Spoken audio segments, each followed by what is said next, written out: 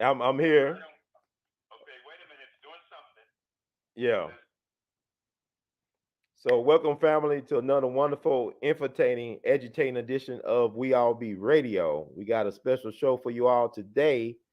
Good brother, as you know, today is Thursday, May the 18th, and this is the Malcolm X pre-birthday day because Malcolm was born May 19th, 1925 in Omaha, Nebraska. Our shining black prince came through tomorrow 98 years ago, and he left this world with an amazing legacy. He influenced a whole bunch of people, and also he has such a interesting and extraordinary family. And today we got on the show with us the one and only brother Rodnell Collins, who is the nephew of brother Malcolm X, L. Malik Shabazz, and also the son of sister Ella Collins, Malcolm's biological sister, big sister, who helped her brother when he was a teenager, when he was going around Detroit Red, but also helped sponsor some of his pilgrimage to Mecca, as well as his other serious travels around the world. She is the one who helped started the caravan to honor brother Malcolm on his birthday at his final resting place or final resting place of his mortal remains up in Ferncliff Cemetery up in New York, outside of New York City.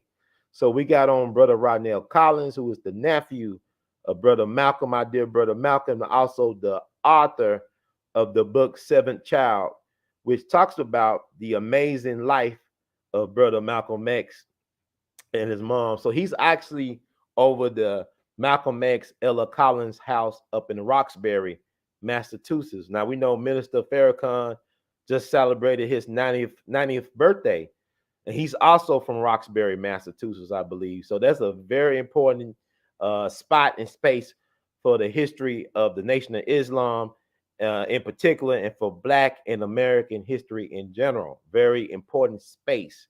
So without further ado, we are going to introduce the one and only brother Rodnell. How you doing, sir? Brother Rodnell, can you hear me? He's having me on. Yes, sir. I can hear me. It's kind of breaking up a I little. can hear you. Okay, you hear me? Okay, you see me? Are you good? I yes, you are breaking up, but I can hear you. I can hear you. Okay, we can hear Can you you loud hear and me? clear. Can you hear me? Yes, sir. We can hear you. Like, I see your brother, Oh, your okay. uncle Malcolm, and your mama Ella. They right behind you, man. Take a look over your shoulder, honey. They right behind you. Yes, sir. They'll be there. How you doing today? Right. How you doing? I'm doing fine, sir. Thank you so much. Thank your audience for having me on and your program and your studio. It's an honor, man. So, like, your uncle's 98th, can't believe, birthday coming up tomorrow, May 19th. So, are there any plans that you have? May Yes, 19th. sir. Any plans? Well, every year around the nation and several places around the world, Europe, Africa, and South America, there May 19th, Malcolm X Day. Mhm. And tomorrow, you're in New York, Professor James Sliss, we have a pilgrimage to honor him at Ferncliff, that the buses depart at 9:10 a.m. in the morning from 125th and 7th Avenue. So, and the buses are free. My mother planned that. The buses do not cost the public, but if you want to contribute, Professor James Small, our director of the Organization of Afro-American Unity, I'm the executive director.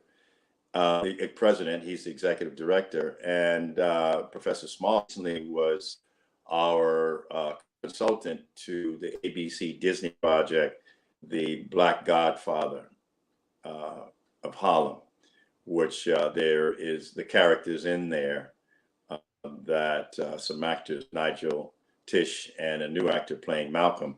You get some true to life uh, action that Malcolm, while he was in and out of the nation. But we were consulting on that project, and the Malcolm part just finished in March or April.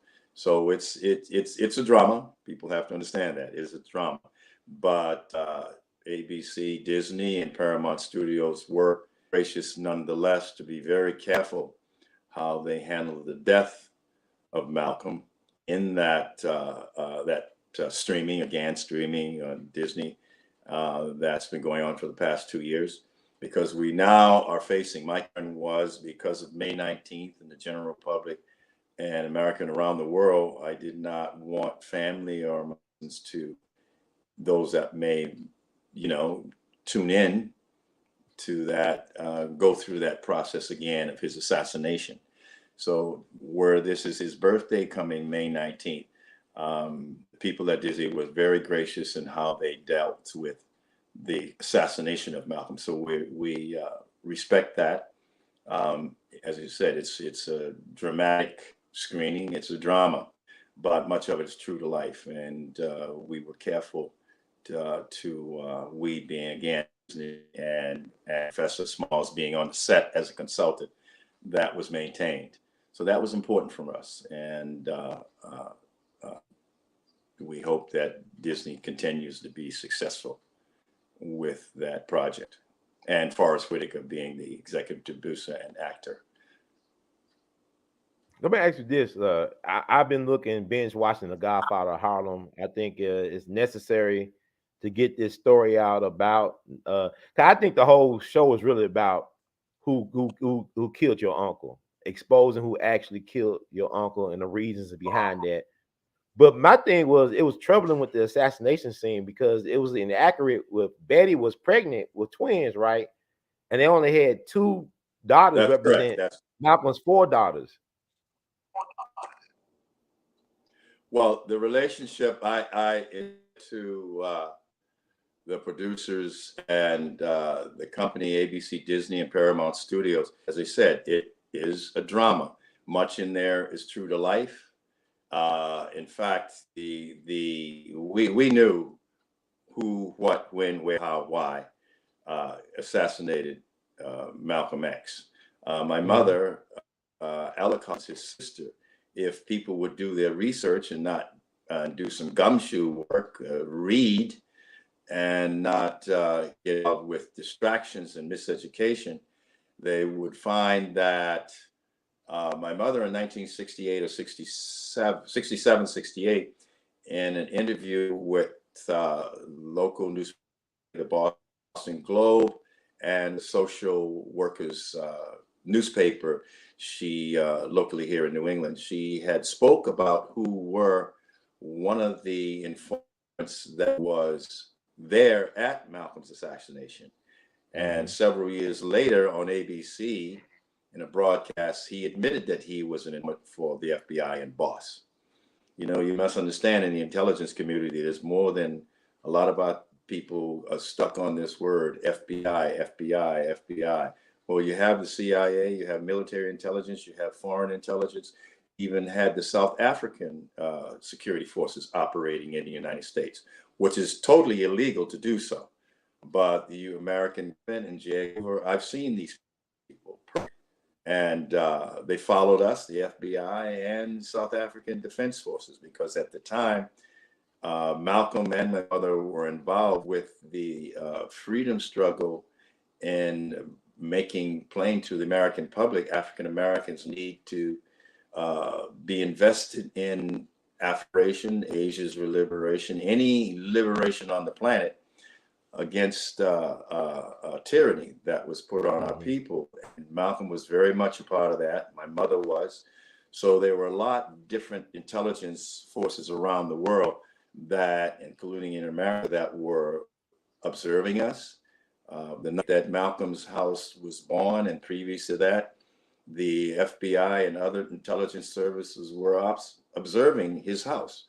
They were at the corner, and what not make public at the time, there was no reason to. I'm not a believer in the public's right to know every little thing, but for protection of family and those that were sympathetic, Muslim or otherwise, we did not mention names. Malcolm didn't mention names. My mother didn't mention names, particularly when it came to family. But at the time that Malcolm's house was under observation in Queens, the FBI and other sources were observing. And but Malcolm moved into that neighborhood that Nation of Islam didn't even know, that there were relatives that lived when the house was bombed, that Aunt Betty, while she was pregnant and three children on her skirt and one in her arm, 6 months, and two in her belly, she could go to a cousin's house just across the street through a backyard and to safety while he did what he needed to do until we arrived, my mother and I and some security arrived in New York. The FBI was there. They were observant. That's why Malcolm insisted that they knew who were out to assassinate him. And he had names, just as my mother had a name and ID. Even after his assassination, my mother and I met with some security forces in Central Park, New York. But it was just me and that individual and my mother. But there were other people around in the area. And Malcolm always had, I don't know, I can't speak on this, but there were people in Washington, and I'm not talking just African Americans, but there were European Americans that my uncle got information, would receive information every once in a while. And different sources that came from. And he knew who was out to get him. And that seemed to be a constant theme through all of our people, our heroes, Dr. King, Medgar Evers. They know their life was in danger. They know Dr. King's brother, who was very active, A.D. King. People know, all right, before and after. The Kennedys knew. President Kennedy going to Dallas. Intelligence community knew. But there's a connection here between King, Malcolm, right in Boston, the Kennedy family. And my mother speaks about that briefly, dropping a word in the YouTube interview. The 1968, again, 67, 68 YouTube interview with the local Sarah and Shaw, that Ella speaks about how Rose Kennedy raised her boys. And there were certain things that were kept for security reasons. There was no reason to mention or talk about. Nobody. That's it's not a thing that the general public need to know, but a lot of things it's a long time. Some people have passed on. The security of those individuals that were alive at the time, they've passed, they're gone. And so that was a concern of Malcolm, my mother, and myself. So anything you see in any dramatic movie, you must keep in mind it's a true to life. There's information that that was obtained in order for Disney Group to write their script. And so you may, I mean, I have, it's a dramatic movie, brother. So we have to take that in consideration. But hopefully, inshallah, there will be something that be more revealing to the public. I still have a question mark on that as to whether they should or should not. But it's all there. There's not the intelligence community here in the American world. They have a lot. I mean, I learned a lot over the past 50 or 60 years. And with speaking with individuals in the intelligence community. So it can be revealed. Everybody gets a little older. We're only human. And after a while, some people do spill the beans. I'm gonna ask you this. Like, So I'm you get curious. information. And Yeah.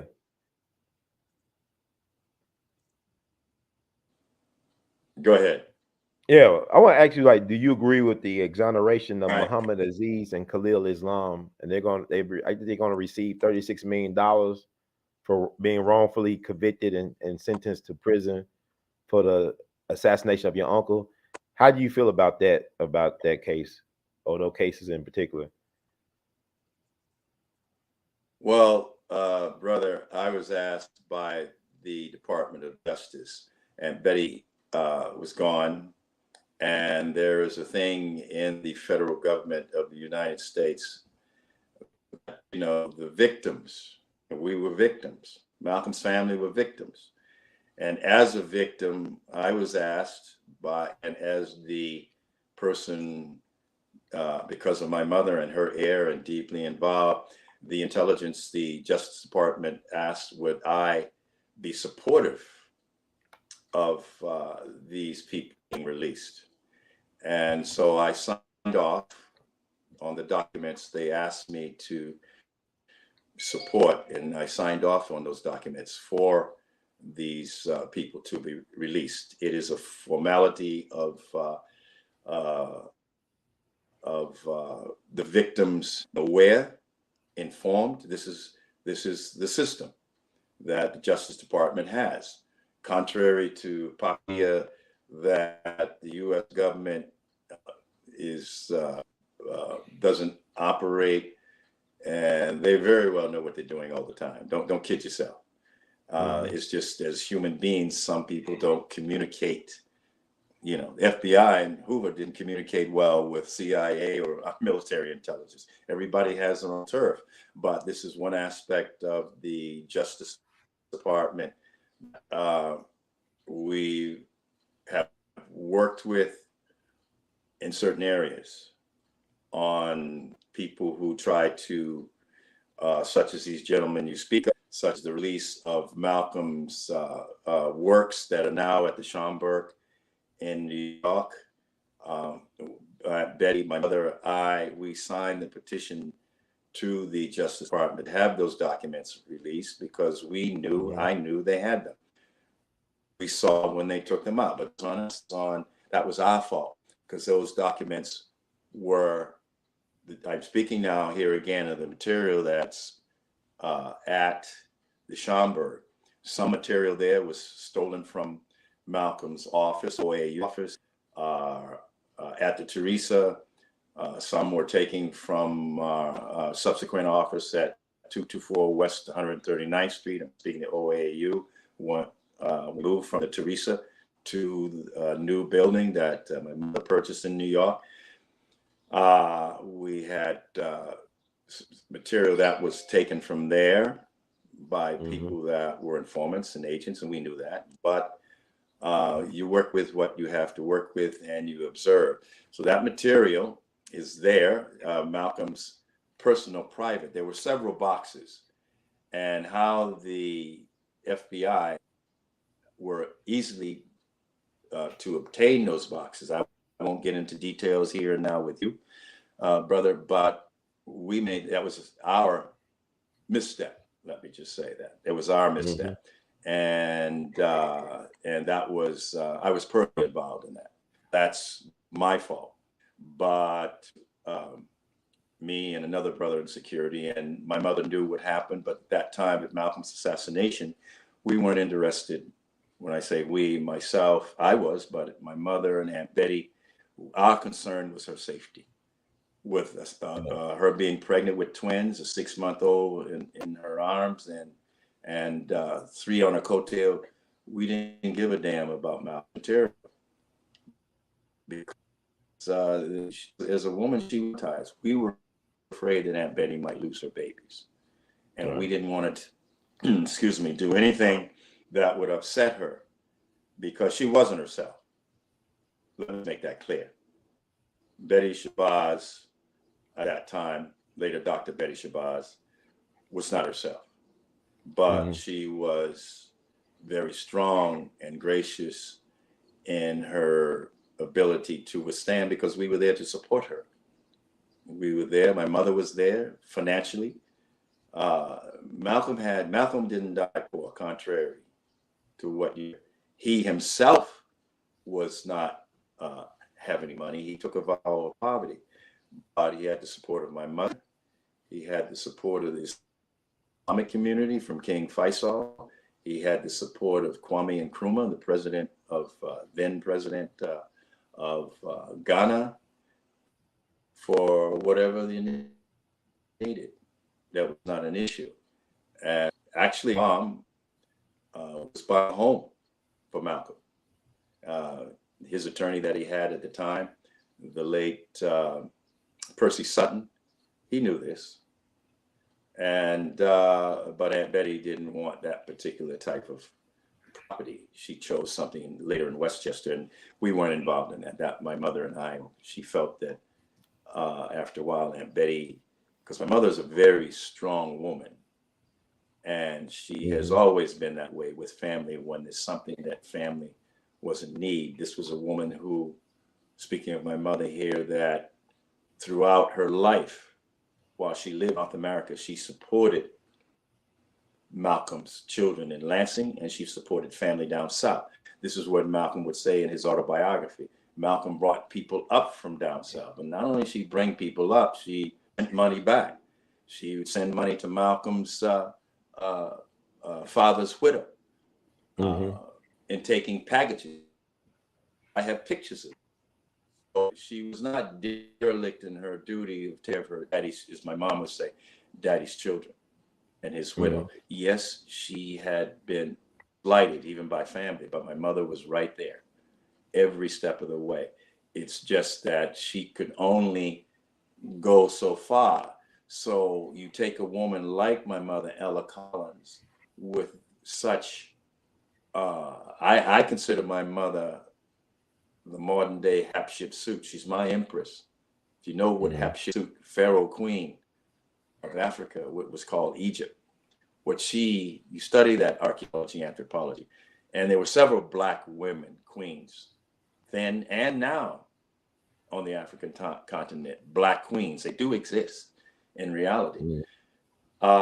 So I saw my mother as Hatshepsut because I was simply amazed at my mother. So a person with that strong will can be very overpowering, even to Aunt Betty. And I'm not saying that, what I'm saying here to you and your audience, there were issues, serious issues, but family, bottom line, regardless. And we see them through, we try to work them through, and to do the best we can. My aunt Hilda moved into the home after Malcolm's assassination and lived with Aunt Betty and to help her raise those children for 5 years, brother. Malcolm's other sister, Hilda Little. And there was always somebody around in the family while they were alive that cared about her, but she had her own way she wanted to go. And she was not of the way that the Little family was raised. Close knit, close security, you know, observant of your actions going, coming, because you were a widow with children and there was deep concern. And, you know, it was difficult for my mother and her brothers and aunt, but after a while we had to, you know, just let her, Aunt Betty, be the full engine and the caboose of her life. But we're always there. We're always somebody, not just family, but in the community, that were always, such as Professor James and Earl Grant, Professor A.L.L. So many people that knew Malcolm and loved him. Sister Sonia Sanchez, Gloria Richardson, who was a civil rights activist down in Baltimore, as you know. There were so many people. Alex Haley, Ruby Davis and Ozzie Davis, Juanita Porter, Sidney Portier, Lena Horne. There was just so many people that didn't join the nation, but they were always the ones that loved Malcolm for what he stood for as a Black man, especially a lot of African American women with thinking. Just love the man. I know Sister Sanchez one time, and she grabbed me at a symposium, and she's a little petite little woman, and I tell you, I couldn't get out of her bear hug. And she just told me about my uncle, and she looking at me and I'm looking at her, and I just had to tell her, I'm not him. I'm not him. Hmm. But she said I loved him so much, and she was a grandmother, a beautiful sister, beautiful. We were fortunate. We were fortunate. I don't know. I haven't seen her, but all praises due to Allah. She's a fantastic person. Yeah, so any chance. Yeah, I I was had a chance to meet embarrassed, her. quite frankly. Yeah. Yeah. I want to ask you, like, we talked about Muhammad Aziz and Khalil Islam. Now, from my understanding, there's footage of him at the Audubon in the aftermath. He spotted in the crowd Muhammad Aziz, and it's been known for a while that elements within the food of Islam had issues with your uncle. They harassed him to the day he died. So my thing is, I don't see a lot of these guys totally innocent in the death of Malcolm X. I look at Farrakhan; he helped to create the climate that led to the killing of brother Malcolm. And then you look at the fact that John Ali was an FBI asset, the national secretary of the Nation of Islam, and he was interviewed in that Netflix documentary. And I feel like they fell short in not confronting him on his association with the FBI, John Ali. And so, what's your take on the fact Well, that the I Nation hear of what you're Islam saying, is brother. not totally I hear innocent? what you're saying. Mm-hmm. But let me put it to you like this. Since 9/11, America, what do you see the American public saying when you're on the subway? You see something, you say something. But a lot of people don't say anything, but they see. Mm-hmm. You see what I'm saying? Yeah. They don't say anything, but they see. We knew that. Malcolm knew that. That is trivial to him or me, because there wasn't the nation. To put this all on the Nation of Islam is not right. It's not right. To put this all on the FBI, it's not right. Mm-hmm. Okay. I know personally, my mother knew. There were several different, I said to you, our people have to understand now, then, and now. The world, get your mind out of a box. Okay. The world was Mm-hmm. being terrorized by European Americans for 500 years. And you had a revolutionary armed struggle. India did not get its independence with nonviolence. That's a myth. Yes, Gandhi was there. Okay. India had an armed struggle going back to the 16th century, trying to push the British out. Even before the 16th century, they were fighting against Alexander, the so-called Great, and his father, King Philip. And they were Mm-hmm. successful. The British have documented in their archives that they wanted to succeed. This is documented, brother. Don't take my word for it. This is documented. If people would stop looking at cell phones and paying attention to TV, or what some sisters derriere or front and how handsome my brothers look, and do some research and study, critically analyze. Malcolm asked us to critically analyze a thing. And once we do that and understand the nature of a thing and where we come from and what has happened to us, the 99% of our people, if you see them today, the way they act publicly, I'm speaking those you see publicly, not all, because those that know, Mm-hmm. they don't talk. All right. They know and Mm-hmm. they do. And that Nike shoe said, just do it. They do it. And then you got those Right. that talk it. All right. So the tyranny, the genocide that's been practiced on our people around the world, there was a revolutionary armed struggle. And you have a power of European and American that don't want to let that go. It's not the color of our skin. We never was. It was about Mm-hmm. power and money. They were afraid of what? Your blackness. And it's not the color of your skin, it's your consciousness. And there are people that were Muslims. Everybody says Muslims, Muslims. Well, there was not just the Nation of Islam. There were other Muslim entities outside of this country and in this country that did not like what Mr. Muhammad and his organization was doing with my uncles and Malcolm. And they had been approached, was doing. All right. They did not like it. They were different sects, just like you have sect in different religious sects. They have disagreement. You have disagreement in the Catholic Church, the Protestant Church, all these Mm-hmm. things. And so there's the intelligence community of the Britain, the French, the German, all these colonialists, and that represent tyranny against indigenous and African and Asian people, wanted to keep that system in place. Malcolm was a threat. Dr. King was a threat. He began to see that. That's why he was assassinated. It goes beyond just us here in America. Malcolm understood that. So don't blame the FBI, CIA. They were all complicit. It was a matter of time who were going to get to Malcolm first.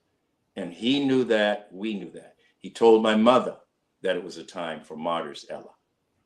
He told her that. Betty knew that. I knew that. So we prepared for he went to the Autobahn that day. I did not want him to go. I'm just as guilty as those brothers that coming out of incarceration or who may have done anything, because I'm there. I'm inside, not outside. I'm not outside looking in. I'm inside, so I know what's going on. And I myself, because my uncles, Malcolm's brothers, his siblings, all of them, they didn't do anything to protect their brother. His sisters didn't do anything to protect their brother, but one, my mother. They all, after the fact, come and cry and donate. There were those in the family that contribute to his burial family and made their point like the general public does. But myself, my mother, and including his wife, all at fault, because we had the ability to convince Malcolm. King Saud wanted Malcolm and his wife and family a full court and live in Mecca, but Aunt Betty didn't want to go there. The president of Kwame Nkrumah, come to the newly independent nation. Teach us about what you know in America and how we could a way forward to build a nation. That was offered, just like Dr. W.E.B. Du Bois. That's who Malcolm visited when he was there. How could I help you here, Mrs. Du Bois, and the nation of Ghana, while helping the African American community? My mother was part of that. Okay, and going forward, President Kwame Nkrumah gave, in total, we had 35 scholarships Malcolm had received from the from Africa and the Al-Azhar University in Egypt. In total, 35 scholarships. We could hardly get 2 people. Then I'm not going to Africa. I didn't lose nothing there. And these were people who were so-called Black consciousness and Muslims. In fact, one of them, I'm guilty of that too, because I was supposed to go to Mecca, but way before with King Faisal, King Saud, who visited here in 1950 dynasty. I was supposed to go to, like Malcolm, and because King Saud heard about this religion of Islam in America, and he had a concern. He came here to Boston to go to Massachusetts General Hospital for medical treatment, his old entourage, and he met with the Islamic community. Can you hear me? Yeah, I can hear you. Yeah, yes, sir. Can you hear me, brother? Yeah, I can hear you. Can you hear me? I can hear you. Okay, so at that time, I wanted to know about this Nation of Islam, and so he met with my mother and I at that time at the Copley Square Hotel, is where he stayed here in Boston, Massachusetts, and some of his sons and his rest of his entourage. And this was 1959, 60. I spoke that in the book, but I did not want to go. It was 1959, and my mother asked me, do I want to go and live in Saudi Arabia? And I didn't want to leave my mom, my dad, who had actually at the time going through divorce. And I love my parents dearly to this day. They were the best parents I could be. A child with asthma and a bedwetter until I was age 12. Living in a house here at my parents and Malcolm's father sisters, three of them, and Sarah and Gracie, Hilda, even his other sister, my mother's sister. So I was received a lot of love from these women and my father and family members. So I had an obligation to my family because they helped me be who I am today. And for me to be derelict in that is something that I never forget. But I was derelict in not getting my uncle. Actually, my mother and I thought about kidnapping him. But we had a place. We had not even tell Aunt Betty, just kidnap him. Interesting. And my uncle and I went up sometime here in Boston. For his protection, he had a gun, but I had one too. My mother carried a hand grenade when she traveled around, and a pistol, and $10,000. You see some pictures sometimes. Sister Stella had that big bag. You don't want to go near the bag. Stay away. Don't go near. Even she scared me sometimes because you got a hand grenade. You don't know when that thing gonna go off. And there were some people here. You had my mother was the very good friend of someone. There was an IRA supporter here in Boston in the Irish community. And the IRA was very strong then. And she knew this person that go to the Depression era, who she helped. And he was, his name was Lloyd Montgomery, Mr. Montgomery. He was a plumber. Okay. He lived in South Boston. He had a shooting gallery range in the basement. So he was European, American, Irish, but an IRA sympathizer. And we had them here. And that was a strong, Mr. Montgomery. I used to travel around with him on some of his plumbing work. I learned plumbing from Mr. Montgomery. How to put it in a bathroom, take it out, solder a pipe, whatever. So, there was a skill set. Yes. Well, there was a lot people don't know about Malcolm and his life. There were three women in Malcolm's life that were important. His mother, my mother, and a European American from the South. Looked like Whistler's mother. And he's eating her food all while America hears about white man's the devil and all this. And it's true. If it walks like a duck, act like a duck, it's a duck. But Aunt Leola, she was married to a black man. Came out of the deep South, Georgia, and came north with her two black babies. Malcolm is sat at her table, this European American with a Southern white woman accent. Okay. She had no problem. She knew, like John Brown, he needed to do what he needed to do. Okay. Malcolm would talk about John Brown, but he not talk about A.L.L. But she supported, and it was her children, brother.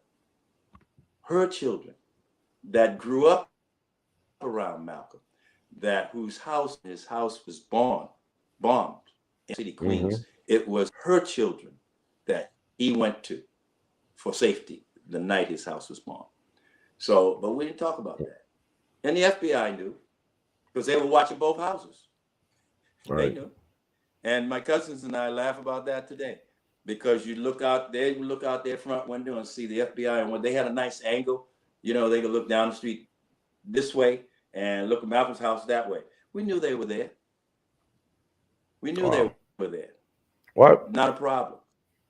Okay. There were times, one time I remember on my mother's office in the South End, we did something because you had people in the Nation of Islam that were a little erratic in their actions.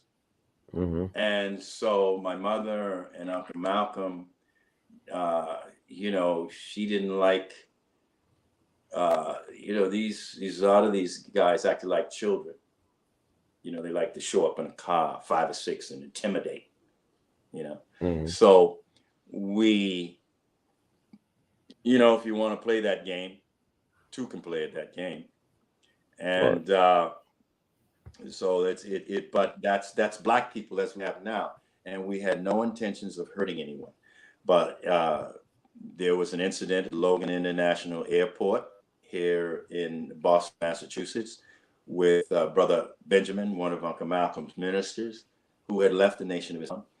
And people in the Nation of Islam, we needed sort of a blitz thing, a distraction to make people think that Malcolm was in Boston while he was actually somewhere else.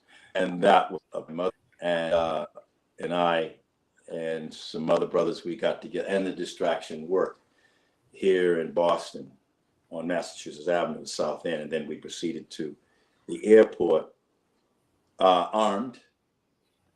And if you talk about American terrorism in American airports, well, you're looking at the first one. But we were arrested, and there was a lot of European Americans afraid of black men walking in the airport with shotguns. All right. So, but we were arrested by the state police. But that was my mother, when we decided to do that. My mom had no responsibility, and I asked these other brothers to be part. So whatever happened, I have to take responsibility for that, good or bad or indifferent. And to the Commonwealth of Massachusetts' credit, state police,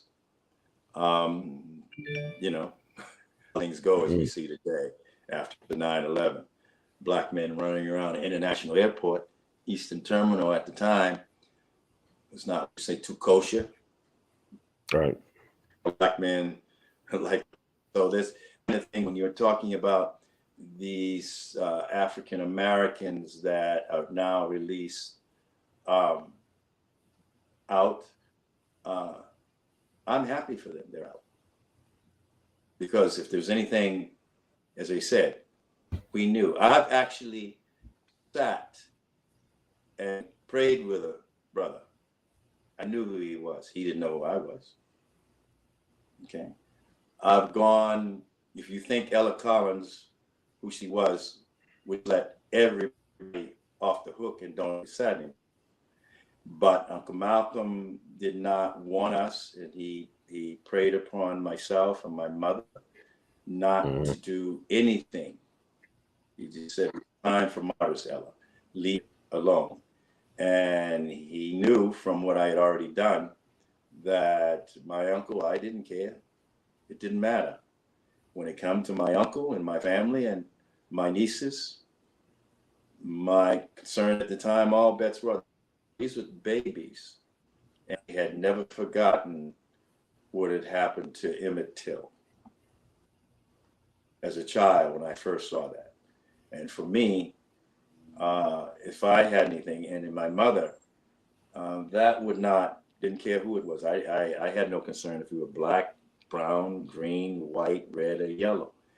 You, your family, and what about, then you're going to take necessary action. But fortunately, no one was hurt at Logan Airport, Eastern Airlines Terminal. We didn't complete our objective fully, but it worked in part. It worked in part what we So I want wanted. to. The original was succeeded. It was a good distraction. That's documented. You don't take my word for it. Okay, so I want to focus like on last. I got about talking. I have no concern with that. I have. Okay, like let's talk about. I want to get through some questions right quick. I know we limited on time right now, but I want to ask you about the lawsuit that members of your family has brought against the government. I think with Ben Crump taking the lead, trying to find out who killed Malcolm, what entities are responsible Beg your for pardon, brother. You getting broke out up. your I didn't uncle. hear you. Now I want to ask you your thoughts You're about talking members of about your the family. lawsuit? Yeah, working with Ben Crump on the lawsuit to expose what happened. Yeah, because you're breaking up. You broke up there. I didn't get it. What are you saying again? I was asking you about the Repeat. lawsuit that members of your family brought let's try to find out what happened or who's responsible, what entities are responsible or were responsible for killing your uncle. The lawsuit that they work with, that they're working We with know that, on. brother. I don't know if you heard me. We're not. He's gone. He's gone. We had responsibility. Malcolm responsibility to Are you himself. breaking He's up, brother? Right now, you breaking going up. to continue several times. I've been chased in airports and we weren't arrested. Brother, right now we We can't hear you did breaking up. not. Malcolm himself. We want opportunity. Understand this, brother. He had an opportunity to run. I'll bring it a little closer. Can you hear me now? Yeah, we can hear you now. It was breaking up. You Yeah. broke up. Okay. Somebody said Okay. we can. What I'm saying to you is, yeah, we did not. Malcolm had surrendered to Allah his will and soul. He was not interested. We know who everybody was. As I said, I've been with some of these people, had the ability to do whatever I wanted to do. And my mom also, but we did not. He did not want that of us. We knew who they were. He's gone. We had that was his decision, not for us to create some kind, as you see today, black on black crime and death. All right, we didn't want to initiate that. All right, that what would be the point when he asked us not to? Understand, I feel like you do, but he asked me. This man took my hands and asked me. I looked in his eyes, and I knew if I went against whatever he said not to do, my mother understood it. Then, there's a thing in Islam, take life, okay, is if though you've taken many. What would be the point of me taking someone's life? Malcolm is gone.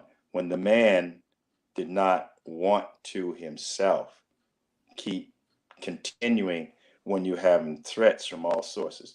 Get out of your mind, that it was the Nation of Islam. It's the Nation of Islam. It's the FBI.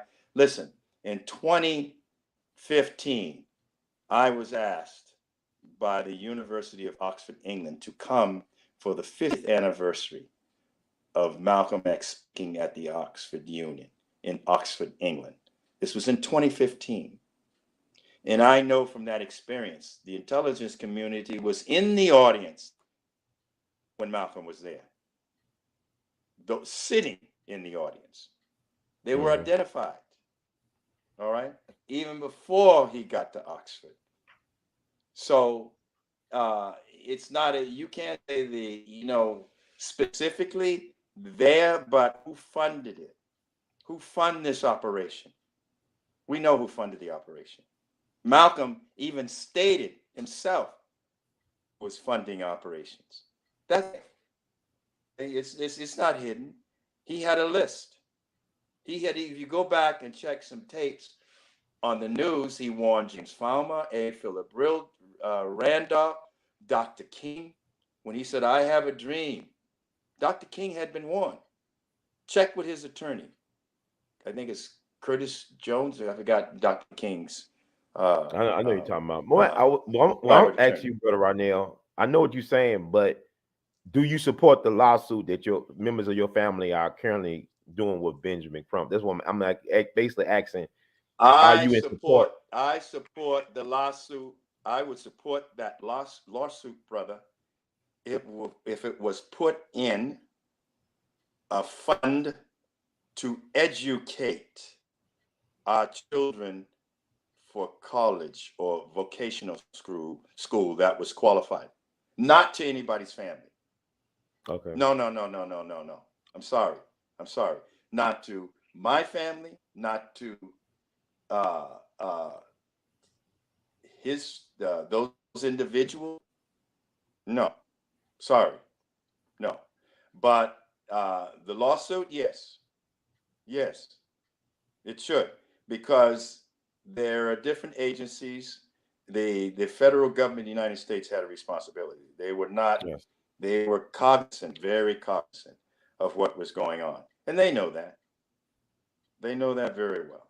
They've I want to. asked us. We know. As I said to you, we've had communication, my mother, with uh, intelligence community then and now. All Mm-hmm. right. I don't know if you heard me. I signed off on the Justice Department documents up for these men to be released. I didn't have to sign. That is what the Justice Department asked for. So I knew there was going to be a lawsuit. I don't Yes, know sir. how much, but I knew that could come. So the money that they receive, as you said yourself, um, these people were in the nation. They heard talk. Talk is cheap, but you see, as I said before, you see something, say something, and some Right. did. Some did say Mm-hmm. something to Malcolm. Uncle Malcolm wasn't blind to the fact what was going to happen to him. When he went to the Audubon that day, brother, he knew that was the day. He knew, but he wasn't going to run. He could have ran to Saudi. He could have ran to Ghana. So y'all get that, Doctor. He didn't want to run. He didn't want his children to see a man who does all this but not can't stand up. We've had that throughout history. Dr. King knew. Kennedy, John knew. Robert knew. These men know. They've been warned. Well, They have intelligence, information. So it's incumbent upon them to whether you want to be the man you speak of, and that's why for me, I take offense when I hear people talk about Malcolm, such as now, and Dr. King, and Dr. King meant this about Malcolm. Malcolm meant this, and you hear some of that now in the media. You know what? Idiots. These are our heroes, our men who lost life. You haven't lost your damn life. So there's a bridge you can go too far. There's a bridge too far. The women who carried forth these that bore. I saw my aunt's pregnant belly. I could feel her belly and the baby's kicking. I knew her face. I'm standing behind her at the grave because I don't know if the lady's going to fall in on top of her husband's casket. What these women go through. I've met these women, brother. Mrs. Everest, Coretta Scott King, when she was here in Boston, spoke to Mrs. King in the judge's chambers here when she was defending her papers about her husband. Whatever her reasons were, right or wrong, this is a woman who bore his children and raised his children. There's nothing you, I, or anybody. These are sacred. And if we love our people and love these people, please leave them alone. Let these women rest. Let their children have peace and respect. They lost their lives for cause. These men didn't die in a bar, pushing drugs, having sex with some woman caught in a hotel room. They died, as expression cliche, with their boots on. Medgar Evers, Malcolm X, Dr. King, Robert Kennedy, President John Kennedy. How many? I know I wouldn't be willing to put myself in harm's way what they did, knowing I'm going to die that day, knowing that I might not see the sunset, knowing that I might not see my children. How dare any asshole to say anything, and I say that to you now, to even approach. It's extremely disrespectful, ignorant, and not really uh, manly or feminine to even speak, because you have not, or we not lost our lives for a cause. They lost their lives for a cause, and it was a good cause for humanity. That's why Malcolm spoke of human rights. So I don't care, but it could be $1 trillion, but the money needs to go into a fund. If these gentlemen, individuals, are out and about and they need some help to get a job or to live, I understand that. They are alive and they are Americans, but mm-hmm. not when our nation. Here in Boston, the religious community, the Saudi Arabia wanted to, and those in the East wanted to build a mosque here. Would have been $100 million. Marble. I was not for it. We have people in America starving. Okay, our people starving, Native Americans starving, need programs and somewhere it's successful to see to it that our children, the future. It's not about me or you, these people's money. That's not even any money. The what money that Native Americans and African Americans need for the past 500 years or 400 years of founding and preparation of this country needs to go for the future of our children, not me, you, and I, to party with in good time. All right. Good time has been over. Let me ask you this. I know we kind of wrap it up. I So, want to get to like you said, Malcolm knew he was going to yes, die on February 21st. My question is this though: why yes. invite your family to see your death? Why not try to even have your security team check people at the door like they normally would do? The only reason we had a trial was That because was one of on his him, bodyguards. brother. That was on him. He Yeah, didn't but I'm want saying like that. the only reason we He had a didn't want trial. Wait a security. minute. The only reason we had a trial because Reuben Francis shot Tamaj Hayer. If he didn't shoot Tamaj Hayer, we would never had a trial about the assassination of Malcolm X. To come to this point about who killed them. I don't know if you heard me. He's the one, Malcolm X himself said, and security didn't like it, brother. There I was know. another person that you didn't see that got away. All right. Mm. He did not want people checked. That's Malcolm. Let it go. I just said to you, brother. I know that may be cut. I understand where you're coming from. But when people of this type, of this character, know sooner or later they're going to be killed. Dr. King understood that. Medgar Evers understood that. John Kennedy understood that. Robert Kennedy understood that. They were warned, they had the intelligence, they had the information, and they were intelligent enough to understand that. But how long do you think? My mother said to Uncle Malcolm once, and I'm sitting right there, she wanted him to go overseas and stay, run, take the babies, go to Saudi Arabia, go to Africa, stay for a while. Okay? But my uncle said, Ella, it's the time for martyrs. And if they can get to President Kennedy, everybody in the media makes a big thing as they do. Malcolm talked the chickens coming home to roost. Well, it was true. America is a violent nation against Native and African American people. How long do you think that's going to last before it gets to a critical apex in a society? And that was that period in time. Chickens come home to roost. You reap, so shall you sow. If you talk all that religious and quote, yes, it's true. Throughout history, you build on terror and destruction, you can destroy yourself. He understood that.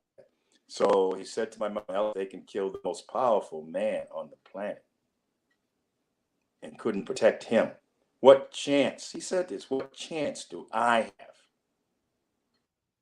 He knew he had it, as he said himself.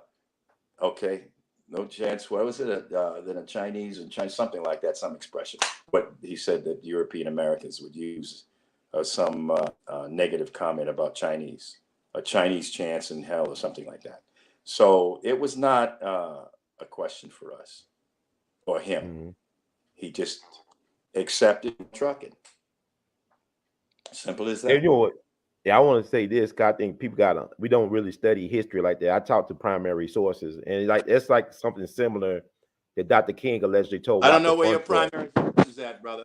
There was no, I'm gonna tell you. Let me get if my you're point. talking Look, sir. about, Let me wait a minute. Hold up. okay, all I right. let you spoke. I mean, it's questions I wanted to ask you. You said Yeah, only an go hour. ahead. I appreciate that. I'm trying to get in. I appreciate your passion, but Dr. King said something Now similar go to ahead. Walter I'm sorry. I Funchal. apologize. Yeah, no problem. Ain't no, it's all love, Dr. Rodnell, brother Rodnell. But I'm saying Dr. King said something similar to Watcher Funtroy at Kennedy's funeral procession. Like, if they could do that to a president, I won't make it to 40. But I also know that Medgar Evers wrote to the NACP. He told them my life is in danger. Send me some help, send me some security. They wouldn't do it. They had to apologize to his widow decades later, saying we messed up because we didn't know. Now I talked to his brother Charles Evers. Charles Evers was a G. He was a real one. He was a World War II veteran like Mega. But he said Dr. King used to come to Jackson. Dr. King used to run to his house. He said, Charles, I feel so comfortable because you got all the guns and goons. And brother Charles Evans put out his gun to me. He said, look, I believe in the 3 G's: God, guns, and goons. Dr. King kept armed black men around him. The reason why he got killed, because there was no more armed black men around him. He like Gundy. Yeah, he used nonviolence, but he had them guns waiting in the background. Just like Malcolm used to do. But I'm saying my cousin is Julian Mayfield. Your uncle Malcolm used to stay with my cousin in Ghana with his wife, Dr. Anna Livio Cordero. She was Dr. W.E.B. Du Bois' personal physician. These my people, man. So your uncle used to stay with my cousin and his wife in Ghana. He was the speechwriter for Kwame Nkrumah. So I come from an interesting background too. But what I'm saying is, we don't know the history like we should. Like we should know it. And I'm glad that people like you are standing on your uncle's legacy, on your mom's legacy, to remind us of that tradition and what we owe to our people as a whole. We don't have real black men like we Right, had with right, Malcolm and Martin and Mega back. We don't have men like that in spaces to right. stand up. I'm in Memphis and we got a basketball player that's losing his mind. He got 250 million reasons why he should be happy to be where he's at. But instead of trying to bring light to what the hell that black folks are catching in Memphis, he out there on IG wiggling his gun. Right.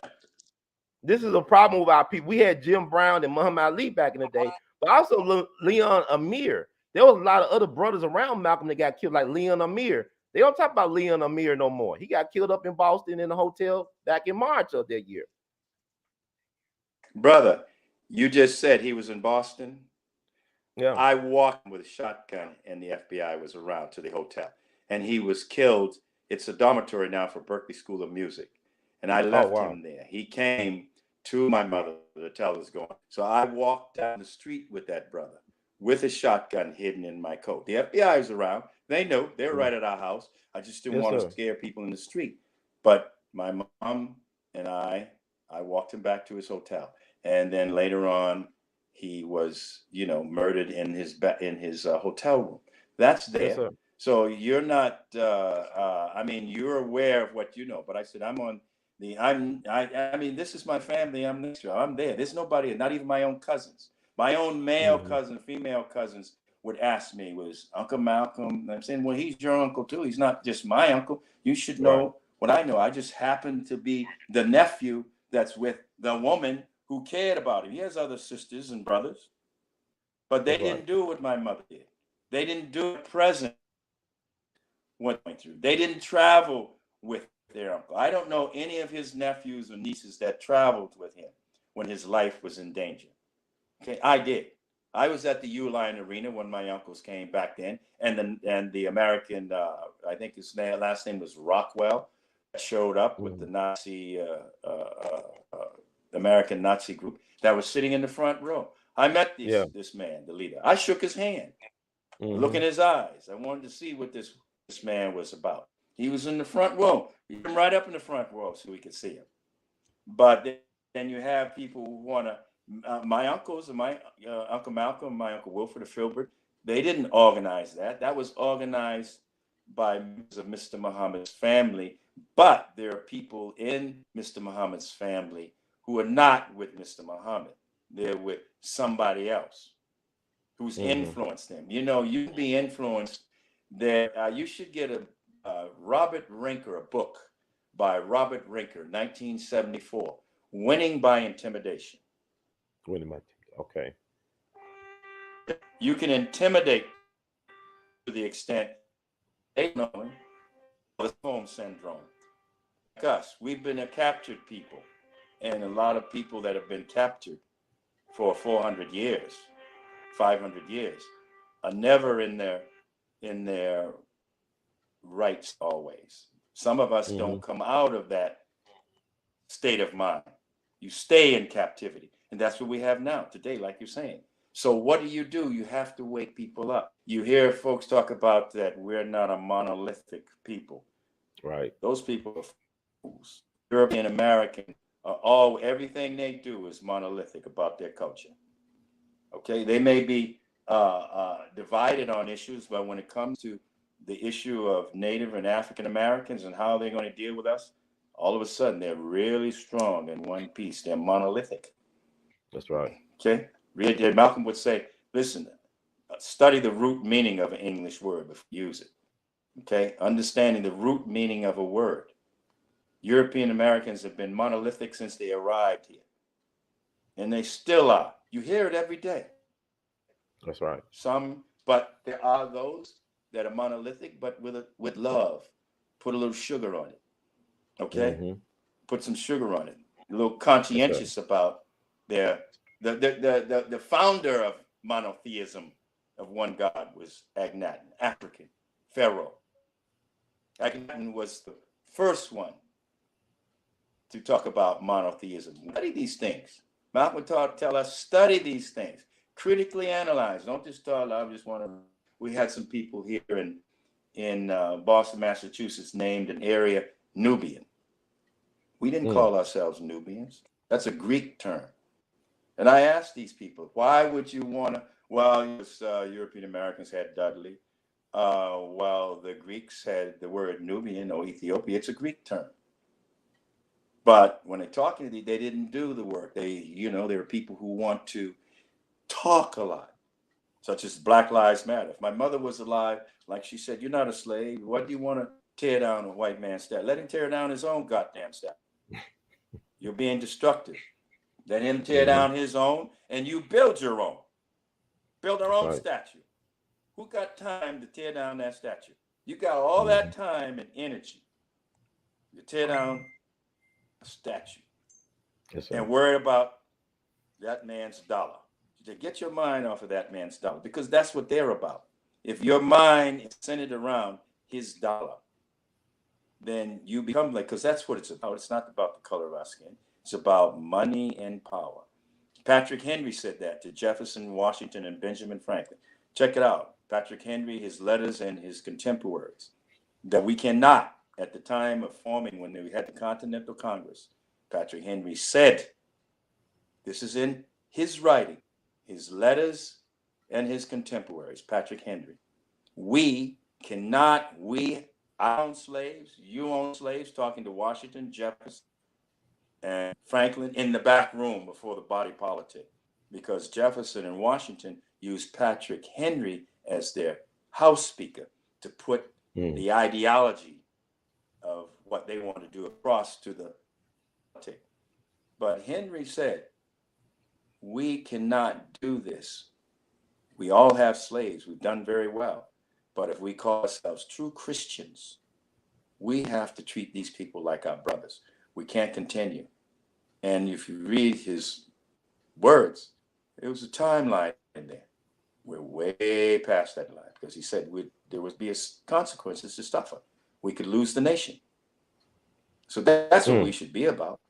As I said, in the Nation of Islam, it's nation time. It's long nation's time, not out here killing each other and worried about the dollar. And we can't even, what are we going to do with the dollar? We're not even taking care of our women. As Malcolm said, the black woman is the most disrespected female on this planet. And the black man. But we don't even protect. Read Malcolm X's 100 inspirational quotes by Malcolm X. Okay, by David Smith, not the others. They give their opinion, but just Malcolm's quotes.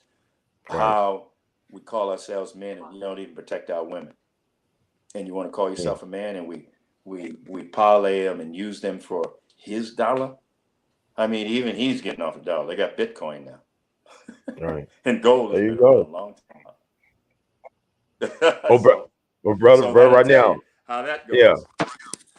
I know I got to wrap it up, but I want to lead somebody from the audience had this question for you, and I just want to get your thought about it. They said, does he know about the new finding of Alex Haley? Oh, you went. All right, you still? Yeah, I'm still here, but I see a black screen. Let me see. Let's see, remove and add. Your screen blacked out. Can you hear me? Okay, I see you. All right. Yeah. Okay. Good. I know we just came out of Mercury retrograde, but I tell you, it's like it's still going on. But the question's from Nori Neal. Does he know about the new finding of Alex Haley lying about what MLK said about Malcolm. The author of MLK's new book read the No, interviews no, no, no, transcript no. I'm and not. found I'm out going to Alex answer. falsified a lot of Let MLK's me words. stop you right there. Okay. I hear you. Let me stop you right there. Yes, sir. Anybody that makes some associations, Alex Haley did this and Malcolm did that and King did, I don't even go there. This is deliberate. My mother worked with King. Alex Haley was just a journalist early on. I did not want to work with Alex. Okay, my mother convinced Alex. She worked with Alex, Art RVA, and James Baldwin before. Baldwin was originally supposed to do a script and a book. Uncle Malcolm didn't want to have any of it. Okay, so when you have to remember, I've had this happen to me. When people, Malcolm's book didn't get released until he was dead. Alex didn't have but so much control. All right. And these people who are talking this, they know this. They're just talking heads to create some controversy. They're all experts of Malcolm and Alex Haley. When Alex Haley was good, the problems he was having with his estate, the people that were around him, his brother, his girlfriends. So you have these people. Alex meant very well. Alex was not out himself. Alex is up in my house, brother, on this book. Alex was sincere, but Alex was just an author writing what he had from Uncle Malcolm. And when Uncle Malcolm died, the book was not finished. Uncle Malcolm intended for a second book to happen, but this book was done in a rush. And when you get people who have other agendas and it's out of your hands, there's only so much control that you have. And I go along with it because he doesn't have control. He made a lot of money, but I don't get into that business. Alex did this and he was, no, no, no, no, no, no. Listen, my uncle knew what he was doing in Alex's position when Alex came. There was other people from the same source that was going to publish this book that they wanted Malcolm to use. But Malcolm accepted Alex's work on the book because of my mother. We knew it was going to be stuff that people are going to handle otherwise. We've had books. The last book, The Dead They Are Rising, by my good friend, the late friend that just passed, Les Payne. Harry Belafonte. I've known Les Payne. My mother and I, Oh, Les Les Payne. Payne came to Okay. us 35 years ago. Okay. Okay. The Dead Are Rising. And they put somebody out there that is his daughter. I know nothing, but it was supposed to be his son. Les and I had been talking a long time, but he's gone. Now somebody else is an expert on Les's work. Okay. Same as Professor Manny Marable. He didn't have his book 2 years before he died. It was a book of committee, but they get Pulitzers. So who's controlling all that? These men are dead and gone. Where are the people before? What do they know? What do they know? But you want to take the most successful book. Question Manny Marable's book. Okay? Written a book 2 years. He had no control over that book. It was a book by committee. Les Payne is gone. Gone before his book even got out. He's dead. Now his book is out and he finds some person. I don't know who this young lady was. It's supposed to be his daughter. What I knew is his son and wife supposed to have say so. Okay? But the man is gone. So ask yourself this. If they would print a book on a man who is a 2-time Pulitzer, and it took him 35 years to write a book on Malcolm, The Dead They Are Rising. But his book comes out after he's dead, and I'll leave you on that note. That's an issue that should be questioned. That issue should be questioned. Not Alex's book. Alex was alive when the book was finished. My mother was alive. I'm alive. His widow was alive. But you want to raise an issue again about one of the most successful literary works in American history? Think of this. Think of this, brother. One of the most successful books, American history, not black, brown, in the history of America. So many times interpreted, read all over the world, taught in classes, not just in America, Africa, Asia, South, the Chinese. The Chinese created stamp and ran kind of stamp. They practiced read it in the class. They ain't even reading Dr. King's book. So why all of a sudden Alex Haley? Because it's highly recognized and respectful.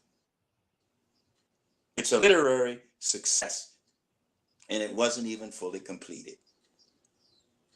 Think about that. But yet a man that takes 35 years, 2 Pulitzers, and he's dead, passed. God rest his soul. I knew Les. Les was a wonderful man, great journalist. He exposed corruption in New York City Police Department. His life was threatened. I'd walk down the streets of New York with Les while he's wearing a bulletproof vest. Wow. Also, Dr. Leonard Jeffries, because they speak the truth. All right. So the people who ask that question, ask them, question Manny Marable's book, question Les Payne's book. Why? Well, brother Rodnell. Okay, I'm sorry.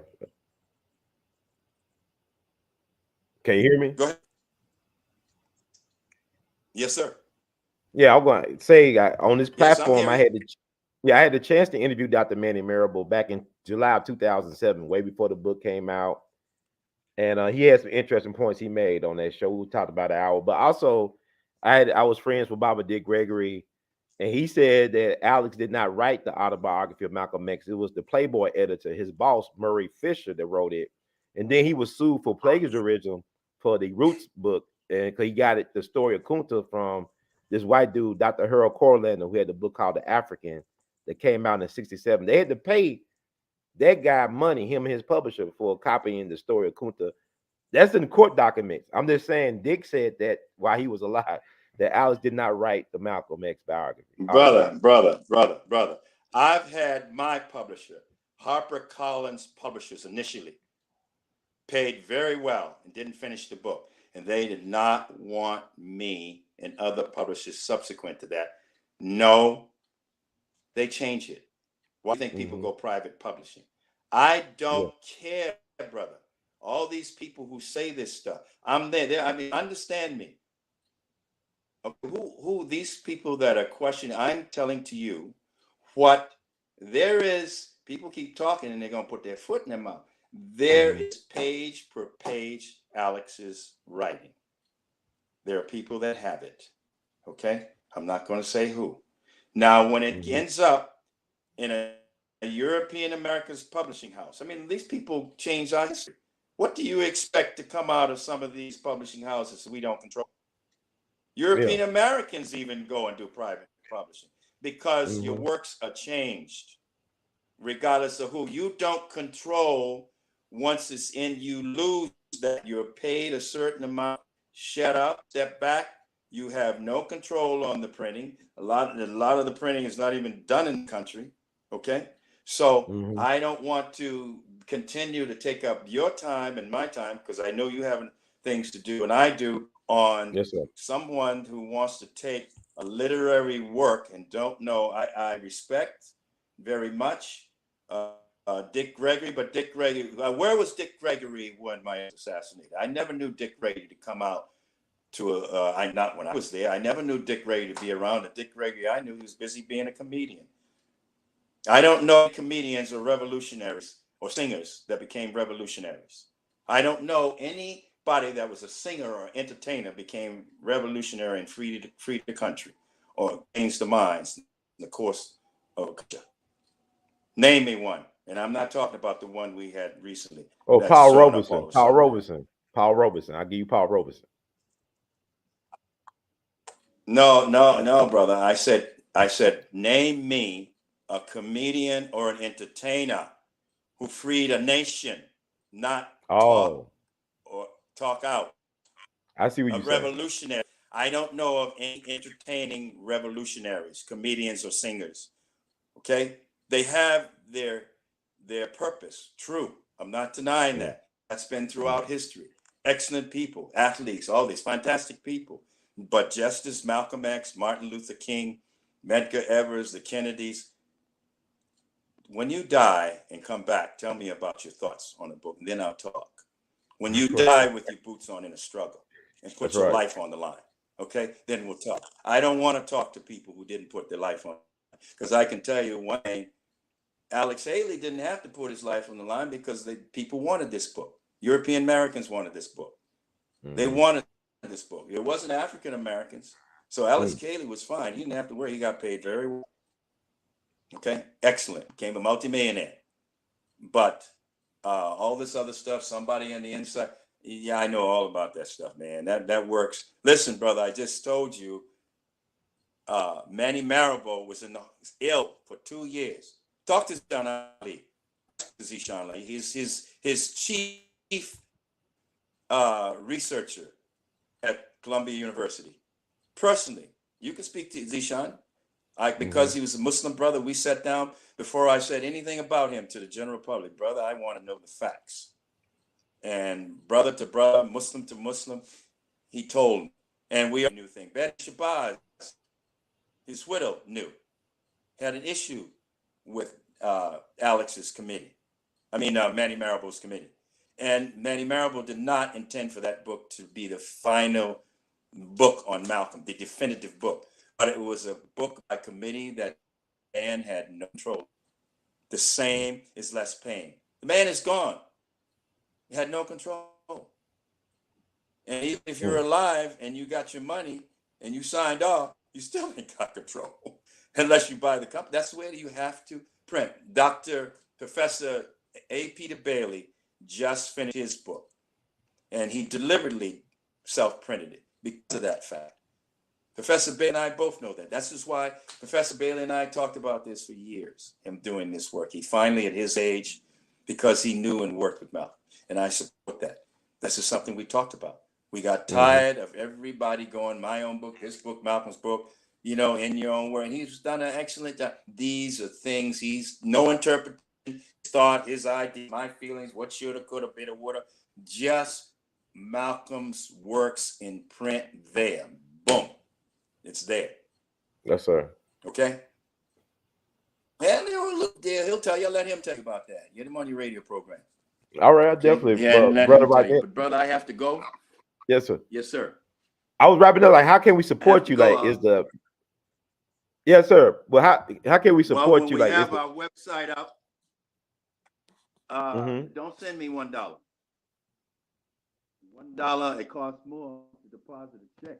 So don't stop foundation $1. But what we're focusing on, working with the Commonwealth, the City of Boston, and the U.S. Department of Interior on the Malcolm X Ella Collins House.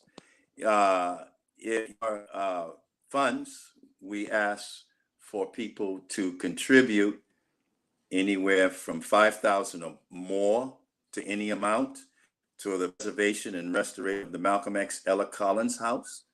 Mm-hmm. You can send your funds to the National Historic Preservation, Washington, D.C., Saving Places. But if you wish the funds to come to us directly, you have a preservation restoration tax credit, 20% or more.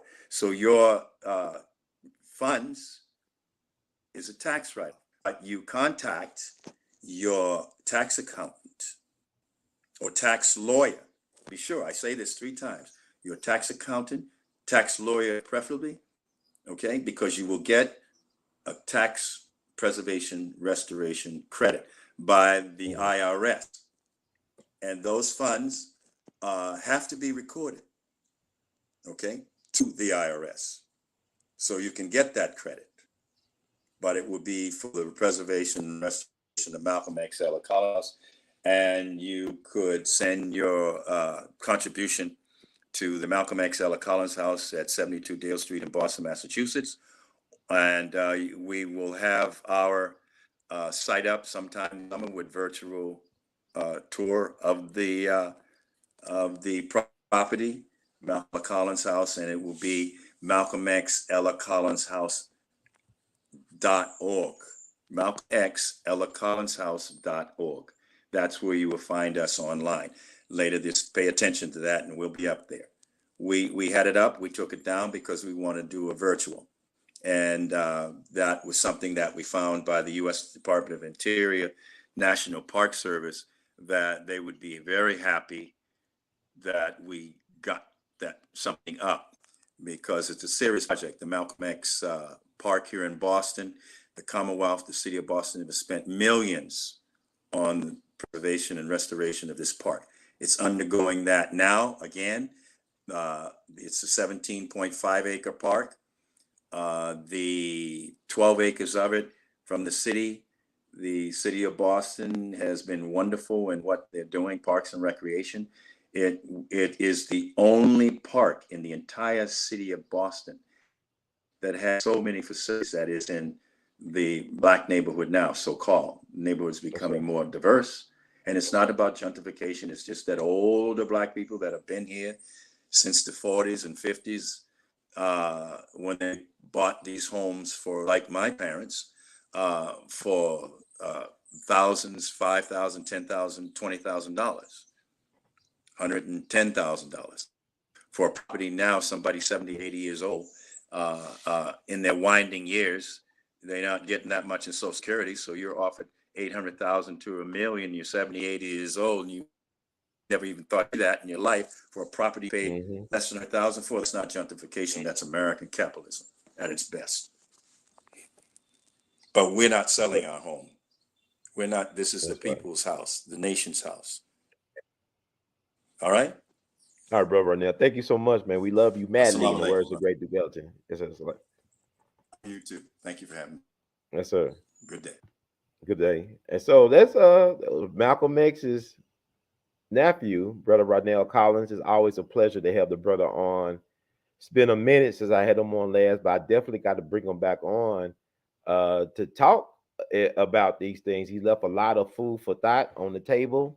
Y'all should pick it up and don't take my word for it. Take a look. It's all online.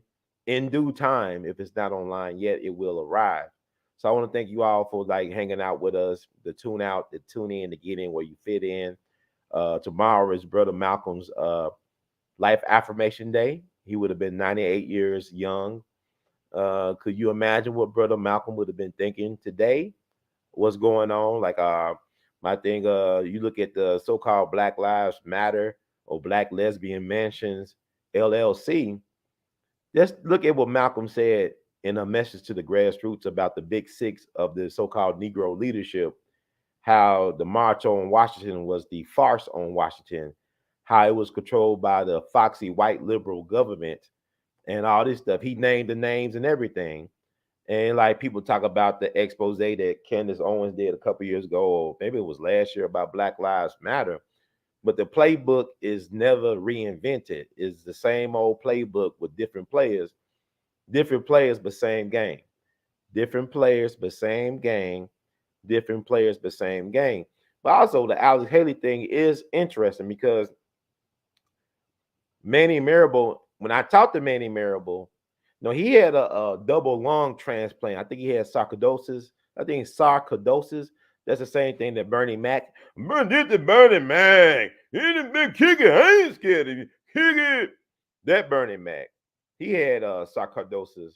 Whatever you say it, but I had a chance to talk to Dr. Manny Marable about his last work, his work on the life of reinvention about Brother Malcolm.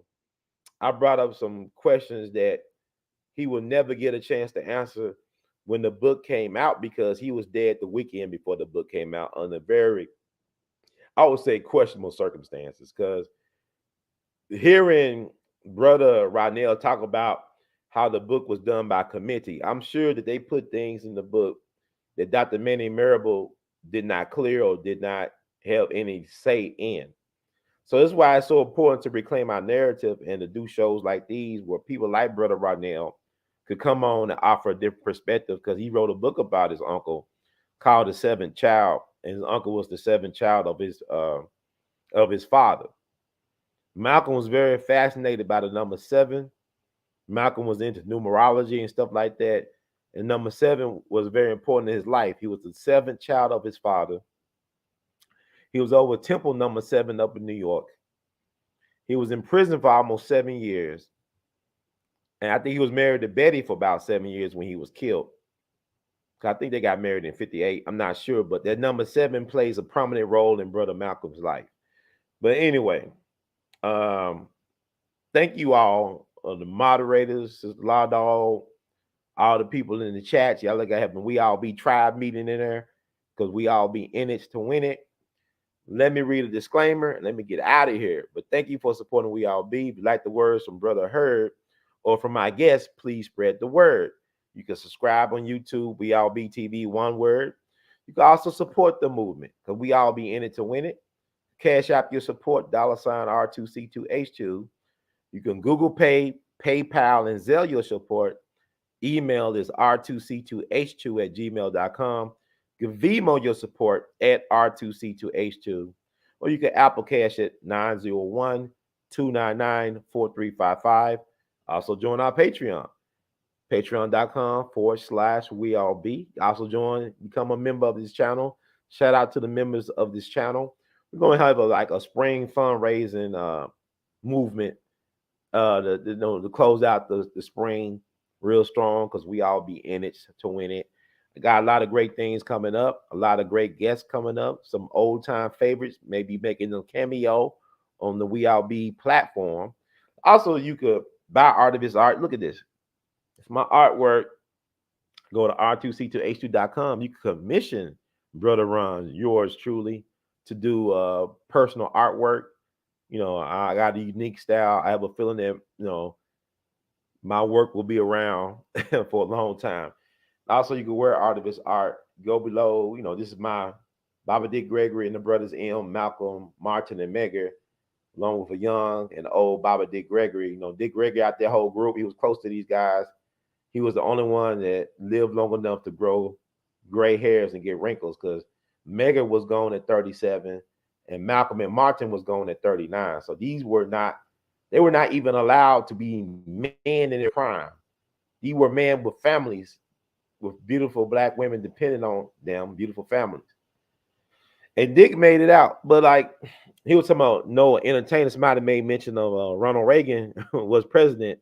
Somebody was pulling his strings, right? And the great Paul Robeson, he sacrificed a lot to take a stand for people around the world. Him and some other cats came up with the term menticide. And they wanted to bring up the United States on charges of human rights violations years before Malcolm got a chance. Malcolm learned how to do public speaking by listening to Paul Robeson, who also was a Jegna for Harry Belafonte, for Sidney Poitier, and for my cousin Julian Mayfield. See, I had to, you see how he said, he had to give me my recognition because my cousin took care of Malcolm. Both of my cousins took care of Malcolm when he was in Ghana. Like my cousin's wife, she was a Puerto Rican, Dr. Anna Livia Cordero. And she was a doctor and she was the personal physician for Dr. W.E.B. Du Bois. And also she saved the life of Maya Angelou's son when he almost got killed in a motorcycle accident in Africa. So she saved his life. And my cousin Julian was a playwright, an activist, and revolutionary. He snuck Robert F. Williams and his family out the country. He drove them from North Carolina to Canada so they were able to get to Cuba. Radio Free Dixie. And I use News Free Dixie, not knowing that I was related to a man who helped Robert F. Williams escape this country. Those my people. So anyway, thank you all. And the best is yet to come. We're gonna have another show soon. But like I said, I have some guests coming up that I think y'all would like. And before I go, let me read a disclaimer. You know how we do it when we read disclaimers. We read disclaimers. So thank you, donators, Law Dog, people in the chats, the people that will support this, continue to support what we're doing, the new subscribers to this channel, because YouTube been funny styling me for a while now. So let me see something. Trying to get mine. It's like we're still in Mercury retrograde, but we're not. It's like we in the shadows of Mercury retrograde, I guess, what they call it. The shadow period, like a 2-week period where you can feel the residue of Mercury retrograde. But anyway, let me read. Disclaimer: the views expressed by host and guests on the We All Be TV platform are not the official views, opinions, beliefs, or perspectives of We All Be News or the We All Be Group Incorporated.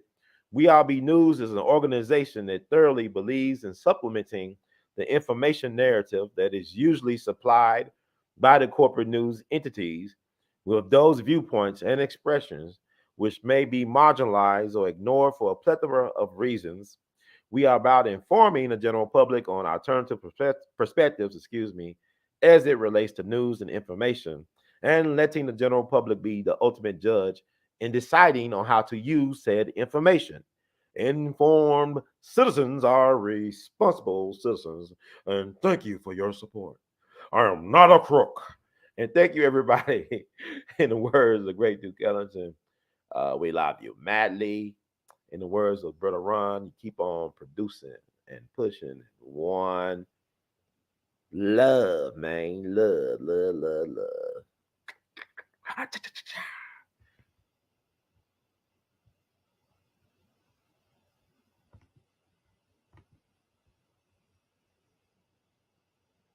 Yeah, thank you.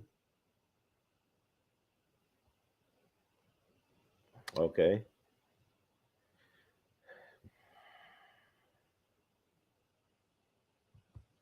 And that's it.